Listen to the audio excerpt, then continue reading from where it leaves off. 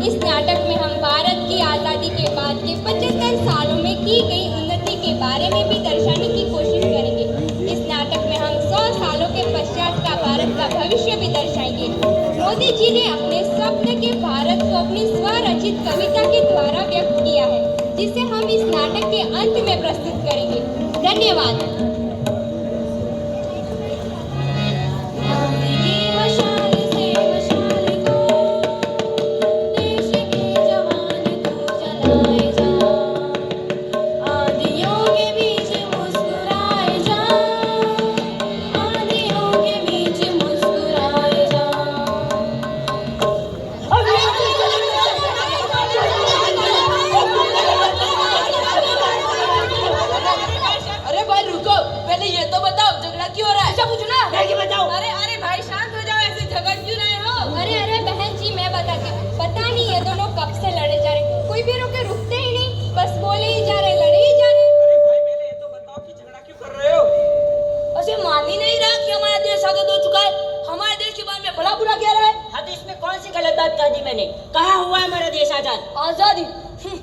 आजादी यह एक ऐसा शब्द है जो प्रत्येक भारतवासी की रगों में खून की तरह दौड़ता है।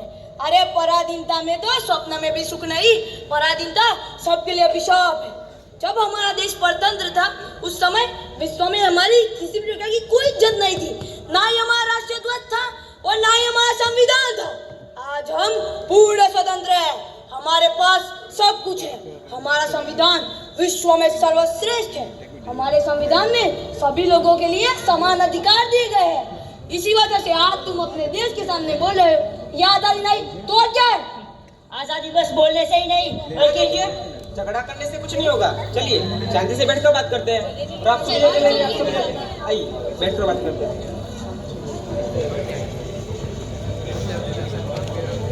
अरे यार छोटू, चाय तो पिला। हाँ साहब जी।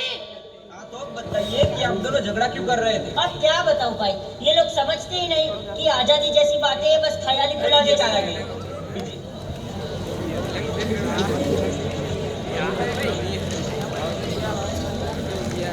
हाँ तो आप कुछ बता रहे थे, कुछ ख्याली पुलाव के बारे में। हाँ तो मैं कह रहा था कि ये लोग समझते ही नहीं कि आजादी जैसी बातें बस ख्याली पुलाव जैसी है। इसी बात को लेकर तो कहाँ सुनी हो गई। अब इसको कौन समझाए? हमें आजादी यूं ही नहीं मिली। आजादी के लिए लाखों करोड़ों लोगों ने अपनी जान गंवाई, कितने बेघर हो गए, कितनों के सपने टूटे तो कितनों के अपने लूटे, कितनों के लिए अपना मुल्क पराया हो गया। हमें सिर्फ पता है बड़े बड़े कारनामों के बारे में। हमें लगता है आजादी मिली गांधी जी, सुभाष चंद्र बोस, चंद्रशेखर आजाद, जवाहरलाल नेहरू, सरदार पटेल जैसे लोगों की वजह से। पर हमें आजादी मिली है भारत के प्रत्येक देशवासी के खून से लिपटे इतिहास से। हमें चोरी चोरा और जलियांवाला बाग हत्याकांड के बारे में भी पता है। पर भारत के कई राज्यों में ऐसे भी हत्याकांड हुए जो ना कोई इतिहास के पन्नों में दर्ज है और ना ही ऑफिशियल रिकॉर्ड प्रमाणित किए गए। अरे कितनी जाने गई उसका हिसाब भी इन जंग खाए कमरों में बंद हमारी राष्ट्रीय भावना जैसे दफन है।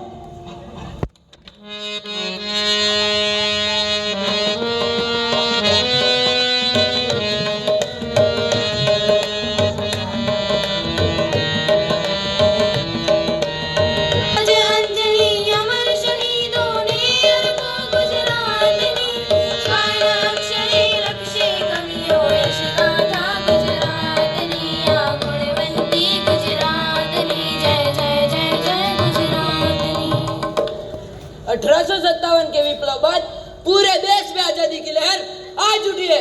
आज है 7 मार्च 1922। हमें चाहिए आजादी। स्वराज का मतलब कौन नहीं जानता, कौन स्वराज नहीं चाहता। अगर मैं आपके घर में जबरदस्ती घुस आऊं और आपके रसोई घर को अपने कब्जे में ले लूं तो क्या आप इसकी इजाजत देंगे? नहीं ना। तो मेरे घर के हर एक मसलों पर मेरा अधिकार होना चाहिए। 1 सदी बीत गई लेकिन अंग्रेजी हुकूमत आज भी हमें स्वराज के काबिल नहीं मानती। क्यों? अब हमें अपनी लड़ाई खुद लड़नी होगी। हमें कोई भी काम के लिए उन्हें कर्ज देना पड़ता है। हम अपने ही घर में उन्हें कर्ज क्यों दें? हमारी मातृभूमि, हमारी माँ वीरों से वंचित नहीं है। हमें चाहिए स्वराज, हमें चाहिए आजादी, खुलकर बोलने की आजादी, इबादत करने की आजादी, मिल बैठकर खाने की आजादी। जब आंखें खुले तो मिट्टी हिंदुस्तान की हो, जब आंखें बंद हो तो यादें हिंदुस्तान की हो। हम मर भी जाए तो कोई गम नहीं, लेकिन मरते दम तक मिट्टी हिंदुस्तान की हो। इंकलाब जिंदाबाद, इंकलाब जिंदाबाद, इंकलाब जिंदाबाद। आप यहाँ से भाग जाइए, वो अंग्रेज। तुम्हें मना किया था ना अंग्रेज हुकूमत के खिलाफ कोई कदम मत उठाना। हम मुखिया जी को कुछ नहीं होने देंगे। हाँ, हम मुखिया जी को कुछ नहीं होने देंगे। तो तुम भी मार के मुझे दिलाओ, हट जाओ। हम मार जाएंगे लेकिन मुखिया जी को कुछ नहीं होने देंगे। तो मुक्त लड़, हमसे नहीं सहा जाता ये अत्याचार। रुक जाओ।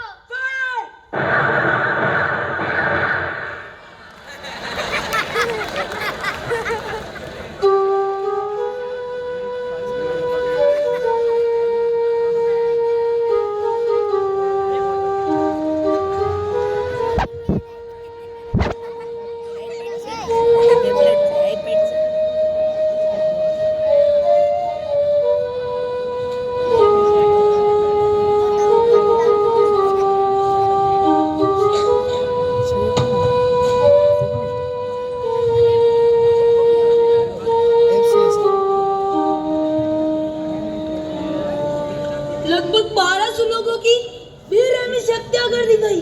साथ ही साथ उन्हें यही एक कुएं में फेंक दिया गया। तब भी गोलियां नहीं रुक रही थी। एक 6 मास की बच्ची थी, वो अपनी मां से लिपटी थी, वो रो रही थी, उसे भी इन अंग्रेजों ने मार दिया। ऐसे कई सारे त्याग और बलिदान से हमें आजादी मिली है। और आखिर क्या मिला ऐसी आजादी से? बेरोजगारी, भ्रष्टाचार, भूखमरी, गरीबी, अनपढ़ बन के खुद को बहुत समझने वाली आवाम। नहीं, ऐसा नहीं है। स्वतंत्रता के बाद के दौरान भारत का वस्ती दर 2.6% है। खेती क्षेत्र का विस्तार एवं फसल की उच्च उपज में भी बढ़ोतरी हो गई है। अगर हम बात करें पढ़ाई की तो स्वतंत्रता के समय पे भारत का साक्षरता दर 12.2% था, जो आज बढ़ते हुए 77.7% हो चुका है। विश्व में सबसे ज्यादा बौद्धिक धन भी भारत देश के पास है। विश्व में सबसे ज्यादा युवा शक्ति भी हमारे भारत देश के पास है। और विश्व की सारी कंपनी में इस्तेमाल होने वाला दिमाग भी हमारे भारत देश का ही है। ये वही भारत देश है तो एक जमाने में रॉकेट के टुकड़ों को साइकिल पे ले जाना था, और ये वही भारत देश है जिसने पहले ही प्रयास में मंगल पे सफलता प्राप्त कर ली। इतिहास गा रहा है दिन रात गुण हमारा, दुनिया के लोग सुन लो यह देश है हमारा। होगा भविष्य उज्जवल संसार में अनोखा, बतला रहा है हमको यह देश है हमारा। इतिहास गा रहा है।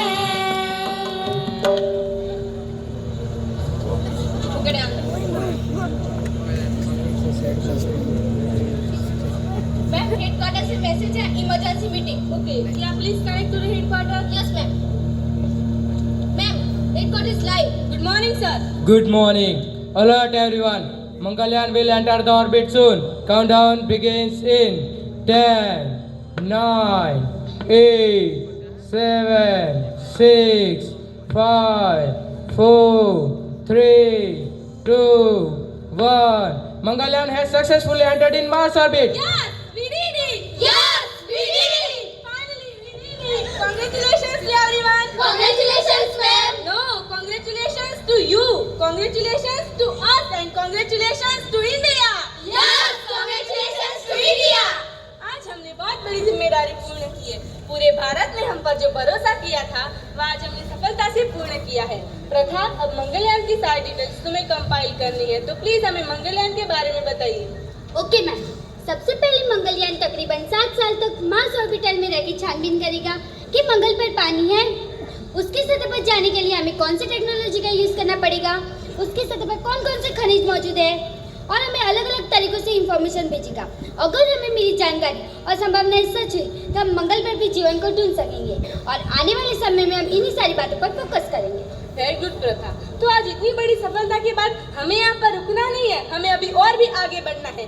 तो आज इसी सफलता के अवसर पर हम हमारा नया प्रोजेक्ट शुरू करेंगे। इस प्रोजेक्ट के बारे में हमें अब क्या बताइए? यस मैम, हमें एक सैटेलाइट को अंतरिक्ष में भेजने के लिए एक रॉकेट को भी उसके साथ भेजना पड़ता है, जिससे हमें नासा की मदद लेनी पड़ती है। ऐसा नहीं हो सकता, क्यों ना हम एक ही रॉकेट पर एक से अधिक सैटेलाइट लगाकर उसे अंतरिक्ष में भेजें, जिससे हमारा बजट भी कम हो सकता है और तकनीकी क्रांति भी हो सकती है। आप सही कह रही है किया। तो आज इसी सफलता के अवसर पर हम हमारा नया प्रोजेक्ट शुरू करेंगे। So guys, ready for that? Yes, ma'am. So guys, let's do it. जय हिंद। जय हिंद। मुट्ठियों को खींचकर, सांसों को खींचकर, सबसे टकराने को, शिखर पर जाने को मैं तैयार हूँ, मैं तैयार हूँ, मैं तैयार हूँ। अभी तक में आपका स्वागत है।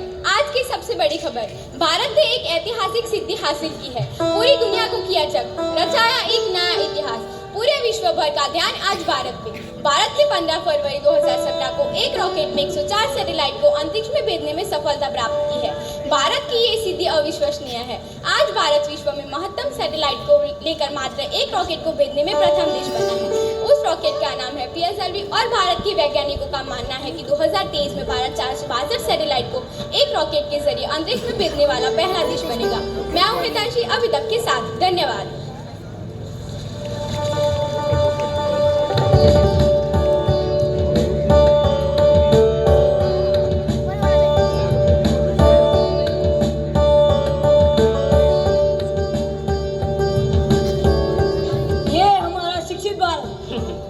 ये है हमारा शिक्षित भारत, जहाँ शिक्षित लोग महिलाओं पर अत्याचार करते हैं, आए दिन रेप होते हैं, एसिड अटैक्स होते हैं।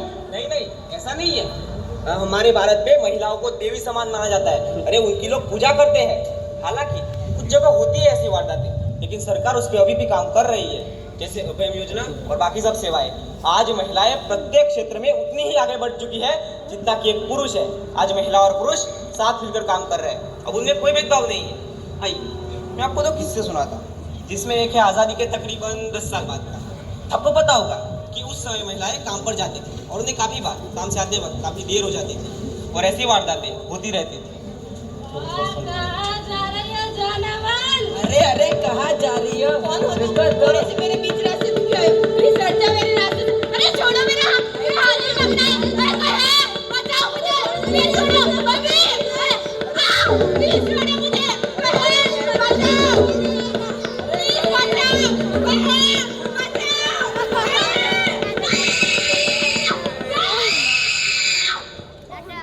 और अब समय है 2023 का। आपको पता होगा आज भी ऐसी वारदातें होती है, लेकिन कुछ अलग तरह से होती है।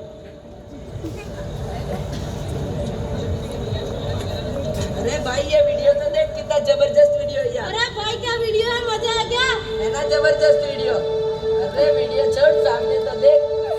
हाय हाय, रुको, कहाँ जा रही हो? कौन हो तुम? अरे हमारे साथ चलते मैंने कहा ना, मैंने हाथ छोड़ो, मैंने कहा मेरा हाथ छोड़ो। मैंने कहा ना मेरा हाथ छोड़ो, मैंने कहा मेरा हाथ छोड़ो। अरे नहीं छोड़ेंगे। छोड़ती हो कि नहीं छोड़ती हो?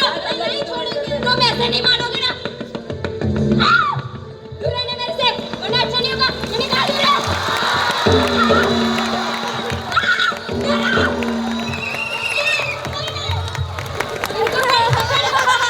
ये शर्म करेंगे, शर्म नहीं आई तुम्हें ऐसी हरकत करते हुए? तुम्हारी माँ ने तुम्हें इसलिए जन्म दिया है। ले जाओ इसे यहाँ से। बात पर बोल रहे थे इंसानों को, और तुम भी उसके भाई हो ना।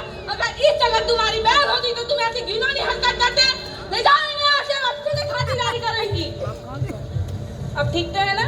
जी मैम, मैं बिल्कुल ठीक हूँ। अच्छा हुआ आपने मैसेज कर दिया, हम सही समय पर पहुँच पाए। यस मैम, अच्छी बात है, very good. Smart device, smart move. Tukaram, इन्हें सही सलामत घर पे पहुँचा दिया। Thank you ma'am. ये है आज का हिंदुस्तान, डिजिटल हिंदुस्तान। हालांकि कुछ जगह पुलिस नहीं पहुंच पाती, इसलिए लड़कियां अपना सेल्फ डिफेंस करना सीख रही है। फिर भी ऐसी वारदातें होती रहती है, इसलिए हमें जागरूक होना पड़ेगा, हम पुरुषों को जागरूक होना पड़ेगा। हाँ, ये बात तो सही है। आज भी लड़कियाँ भारत के बहुत सारे राज्यों में बेखौफ होकर घूम सकती है, लेकिन हम कामयाब तभी हो पाएंगे जब पूरे भारत में लड़कियाँ बेखौफ होकर घूम सकेगी और साथ साथ ये छोटू जैसे बाल मजदूर अपना काम छोड़कर पढ़ाई करेंगे। बाकी वैश्विक मंदी तो भारत में आने ही वाली है। मुझे नहीं लगता कि बाद में वैश्विक मंदी आएगी, क्योंकि भारत एक भावनाओं का देश है। भारतीय संस्कृति उसे अपनापन सिखाती है। ये सब हमें कोरोना महामारी से सीखने को मिला। और दूसरी बात, बाद में लघु उद्योग ज्यादा है, जैसे सब्जी वाला और हमारा छोटू चाय वाला, जिससे पूरे भारत में पैसा घूमता रहेगा। और आज हमारा देश पढ़ाई के क्षेत्र में बहुत आगे बढ़ चुका है, विश्व गुरु भी बन चुका है।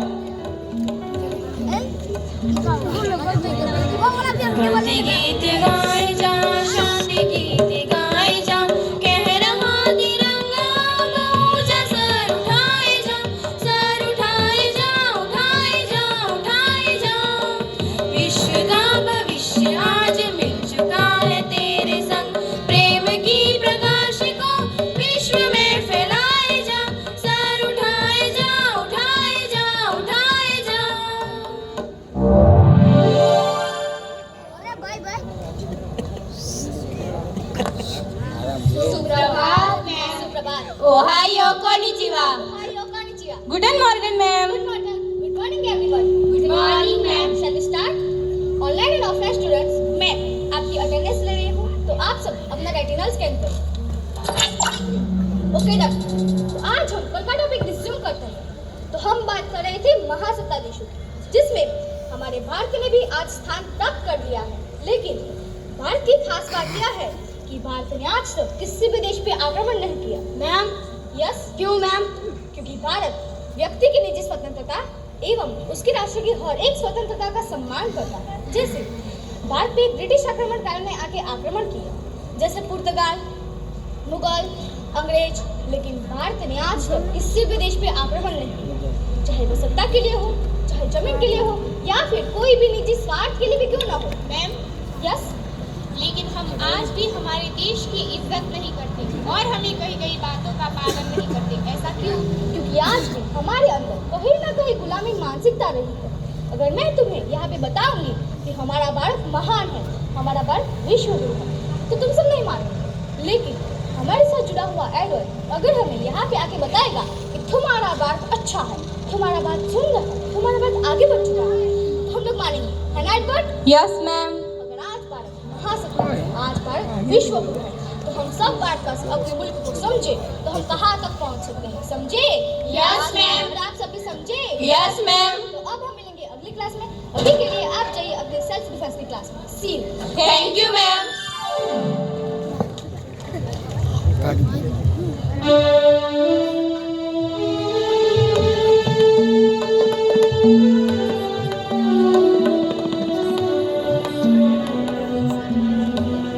पढ़ाई के साथ साथ मुझे लगता है कि हमारा देश महासत्ता तो पक्का बनेगा। आज 2047 में बेकारी से आज़ादी, बेरोजगारी से आज़ादी, भ्रष्टाचार से आज़ादी, आत्मश्लाघा से आज़ादी मिले या न मिले वह हमें तय करना है। क्यों, सही बात है ना? हाँ हाँ, सही बात है। अरे आप सब भी बताएं, सही बात है ना? सही बात है।